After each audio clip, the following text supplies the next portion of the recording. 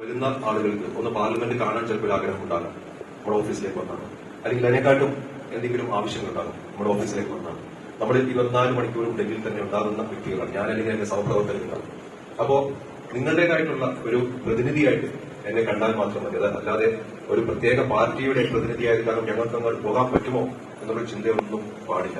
കാരണം അതാണ് എന്റെ നേതാവായിട്ടുള്ള പാണക്കാട് തങ്ങൾ എന്നെ പഠിപ്പിച്ചതും എന്റെ അടുത്ത് ആഹ്വാനം ചെയ്തിരിക്കുന്നത്. അത് ഞങ്ങൾ ഡൽഹിയിലുള്ള ഞങ്ങൾ മലയാളികൾ സ്ഥിരമായിട്ട് ചെയ്തുകൊണ്ടിരിക്കുന്ന ഒരു ശൈത്യവുമാണ്.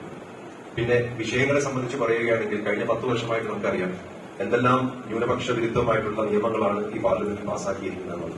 പ്രത്യേകിച്ച് ഒരു ചർച്ചയും ഇല്ലാതെയാണ് പല ബില്ലുകളും പാസ്സാക്കിയത്. ഇപ്പോൾ നേരത്തെ ബഹുമാനപ്പെട്ട ഉസ്താദ് പറഞ്ഞ് പൌരത്വ നിയമത്തിനെ കുറിച്ച്, പൌരത്വ നിയമം തന്നെ അങ്ങനെ പാസ്സാക്കി രാവിലെ ഒരു ബില്ല് അവതരിപ്പിക്കുകയും വൈകുന്നേരം ഒരു നിയമമായി മാറുകയും ഒരു ചർച്ചയുമില്ലാതെ നിയമമായി മാറുകയും ചെയ്യുന്ന ഒരു അവസ്ഥയാണ്.